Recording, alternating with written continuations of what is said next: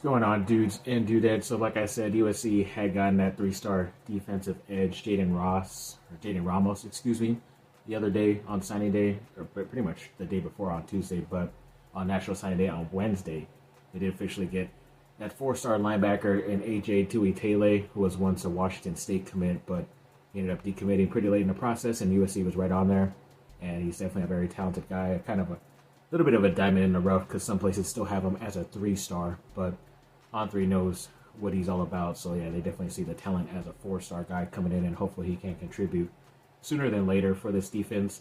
When it comes to On3 rankings, yes, USC finished there at number 15, which isn't too bad. And then 247 Sports, they finished at number 14, so that's pretty cool because that's my favorite number. But yeah, pretty much right there, average like 14, 15. With this 2025 class, nothing too crazy. You kind of always hope for a top 10 class, but if a couple guys that they lost here and there were still with this team that are like of that 4 and 5 star caliber, then they definitely are probably a top 10 class. But I'm not mad at it. I like pretty much all the guys that they were able to get, and I remember most of them. Sometimes you just kind of forget and you don't even know some of these guys, but definitely remember a lot of them. So we'll be looking forward to this 2025 class, helping out this roster at some point in the near future.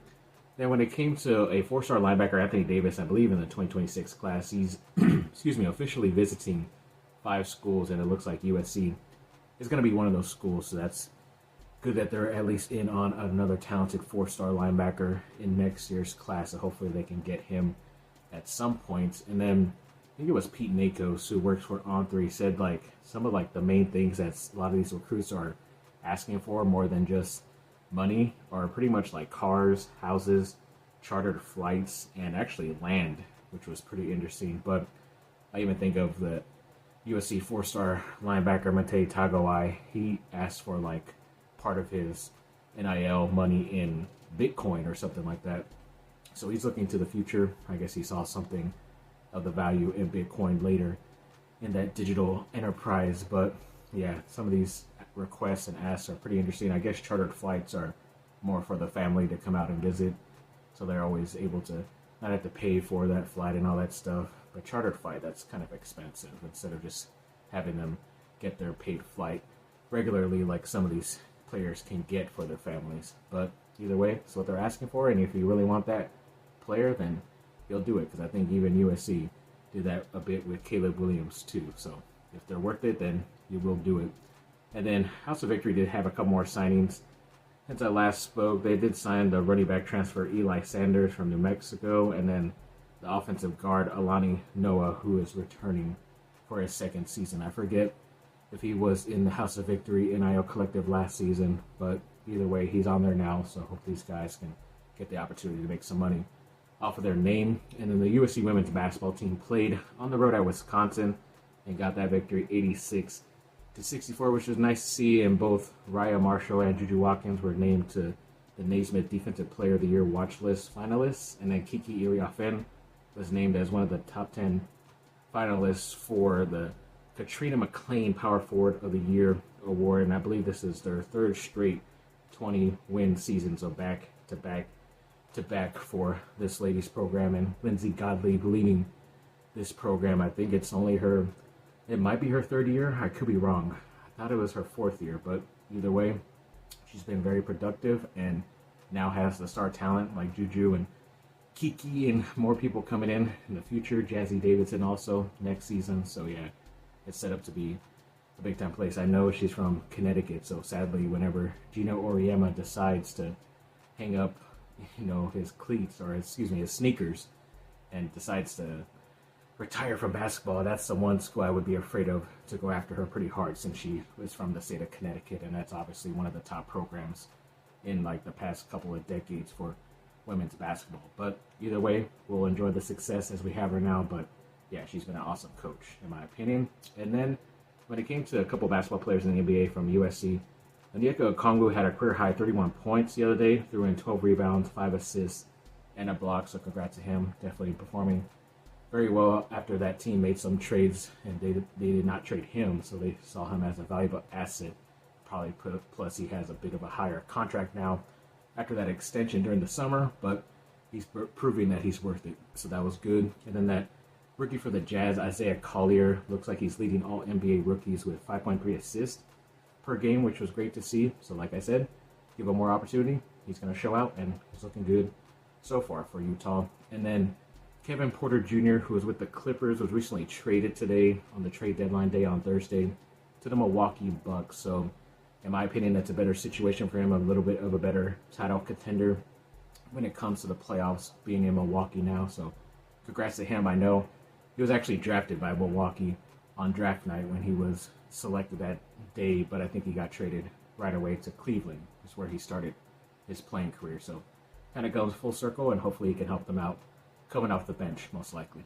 And it looks like USC's Luke Howard, the quarterback's coach, was added the offensive coordinator title to his ledger. I don't think it really means anything because Lincoln Riley is kind of like a controlist, so he's going to be the one calling his plays and all that, but he might have a little bit more input when it comes to the playing and all that stuff, the play calling. So we'll see how that ends up turning up. I believe Georgia recently hired away a USC assistant towards the linebackers coach in Bryson Allen Williams. So it looks like he's going to be one of their main coaches out there. So he's just an assistant here, so he's not getting paid like the main linebackers coach, which is what Rob Ryan is right now. But always suck to see one of your guys leave, but for a better opportunity, then it makes your program look a little bit better, in my opinion.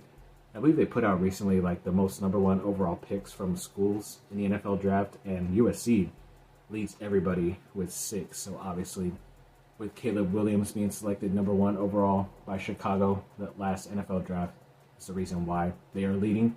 I'm not mad about that, but hopefully they can add a couple more to get away from the pack and have a nice lead over them. And then the women's soccer team, yeah, it's been a while since their season ended, but finally going to talk about some of their stuff right here. Well, the Mac Hermann Trophy semifinalists included Helena Sampaio and Brooklyn Courtnall. Congrats to those ladies. I don't believe they won. I believe Brooklyn Courtnall was a first-team All-American, and Helena Sampaio was also a first-team All-American, along with Maylee Hayes, who was a third-team All-American, and then they also signed Sophia Cavalieri. I don't think I'm saying that correct, but she's a midfielder from the state of New Jersey, but also way of the school Columbia. So I believe she's a transfer from that school, that private school. So yeah, got another nerd on the roster. I'm pretty sure she's really smart, so hopefully she can help out that team coming up soon in the fall. And another sport I never really talk about, but they kind of started their season up pretty recently and are off to a great start, is the men's volleyball team. And they're pretty hot. They have beaten Princeton 3-0. They beat, I already forget this team's name, but they beat them 3-0. They beat another team I forgot 3-0. Beat maybe CSUN 3-1. They beat Central State, from what I can see right there, 3-0. They beat Ohio State in Big Ten play 3-1. Beat Penn State in Big Ten play 3-1 as well. So yeah, they're off to a great start. Pretty sure they're already ranked in the top 25. I always forget if like the women play as well right now, but that's kind of weird if both sports aren't going on at the same time. But I haven't really seen much stuff happening for the women's volleyball team or any updates like that on social media. But once there is, and if they are really playing, then you know I will update. Actually, no, they're not, because they were playing in the fall.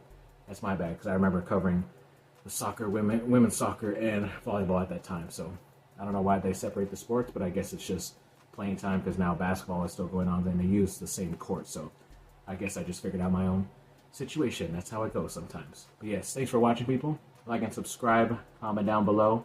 Let me know what y'all think. Have a good rest of your day. Bye. Bye on.